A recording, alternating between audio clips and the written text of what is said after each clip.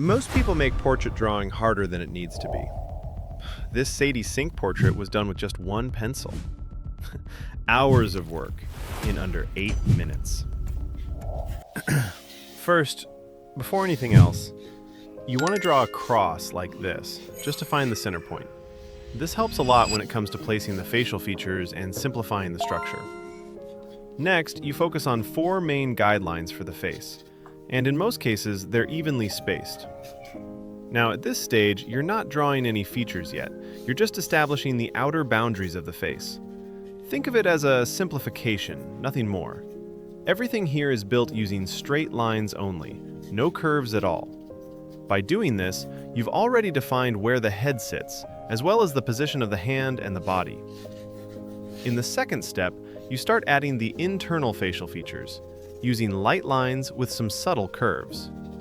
At this stage, you're only placing the features roughly where they belong. It's completely normal if it doesn't look right yet. Like I said, we're just mapping things out. Then, using a tissue, you lightly blend the graphite to create a softer look. And with that, we've completed the first 2 stages. Now we move into what is arguably the most important stage of the drawing. Personally, I like to start with the nose, because I see it as the center of the entire face. It helps me control the proportions and build the structure from this point alone. At the beginning, I want you to focus on one thing. Start with the darker values first, working from dark to light. This makes the shading appear clearer and much easier to control. Once I finish the nose, it naturally leads me to the eyebrows. I prefer to draw the eyebrows before the eyes because they define the size and placement of the eyes. Here, you need to pay attention to the thickness because it directly affects how the eye will look. Next, I start with the upper eyelid first. This helps me measure the distance between the eye and the brow. Then I move into the eye itself, and by doing that, I can establish the correct proportions. Another important thing to focus on is the width of the eye. At first, I actually made it a bit too narrow, but I noticed the issue and adjusted it. And that's completely fine. Making mistakes is normal, but what you don't want to do is build details on top of a mistake. So keep comparing your drawing to the reference constantly until you reach a satisfying result. Now, one of the most important points here is identifying where the eye begins and where it ends. If you notice, the inner corner aligns with the side of the nose. If you get this wrong, the face can easily look too wide or too narrow. As for the outer edge of the eye, that comes more from observation, and I'll show you later how to check if you got it right. From there, I move down along the same side and start building the cheek. This helps guide me toward placing the mouth correctly, while making sure the width of the face stays consistent and proportional. At this point, I've finished working on the right side, so now I move to the left side. Up until now, I haven't touched the mouth yet, and I'll explain why in a moment. I start by completing the eyebrow, then move to the left eye, constantly comparing it to the right one. If you notice, the upper eyelid usually sits on the same horizontal level. The inner corners of both eyes also align horizontally, and the lower lash line follows that same level. However, the eye itself has a slight tilt, so pay close attention to that. The outer corners are not perfectly aligned. From there, I move down and define the lower boundaries of the face. And now, I'm finally ready to move into the mouth. The reason I waited until this point is because the mouth can be tricky to place correctly, especially when it comes to its width. But by building everything above first, I now have clear references, the cheek boundaries, and the distance between the nose and the upper lip. This allows me to control both the horizontal and vertical proportions. Now, once you start building the mouth, you need to keep comparing it to the eyes. Look at the reference and check how the corners of the mouth relate to the eyes.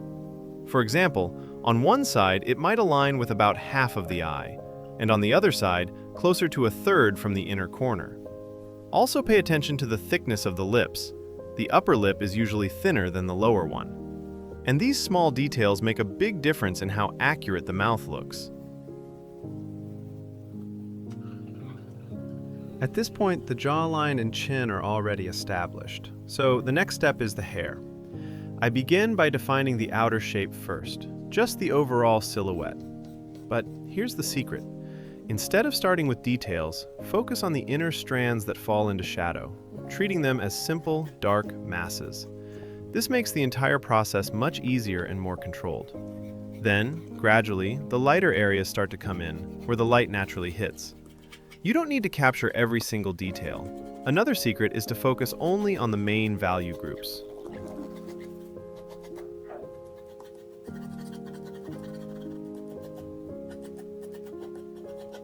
Now, when it comes to the hand, getting the scale right is extremely important. It shouldn't feel too large or too small. Everything needs to stay consistent with the face. That balance is what creates realism. The same idea applies to the body. You don't need to draw every single detail in the clothing. Instead, focus on the shading and the main forms.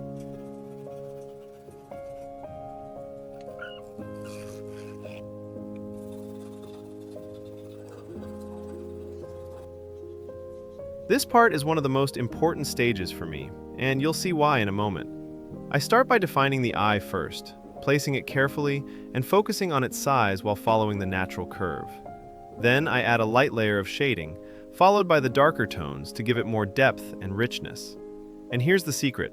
Once this stage is done, I zoom out for a second, just to evaluate the overall shape. You'll almost always notice small inaccuracies around the eye, and that's completely normal. So I go back in, adjust the shading where needed until everything feels balanced. Now for the highlights. If you have a white gel pen, you can add those sharp light accents. But if you don't, you can simply preserve those areas while shading, and you'll get the same result. The same process applies to the other eye. Now after this stage comes what I call the finishing pass. And here's another secret. Once the eyes are complete, you'll start noticing small adjustments across the face.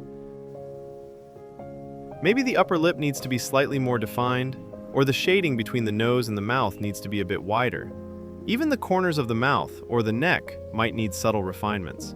These details might seem minor, but they make a huge difference in the final result. If you made it this far, I'm pretty sure you got something valuable from this. So feel free to like the video and share it with someone who's learning to draw. It really helps me keep creating more content like this.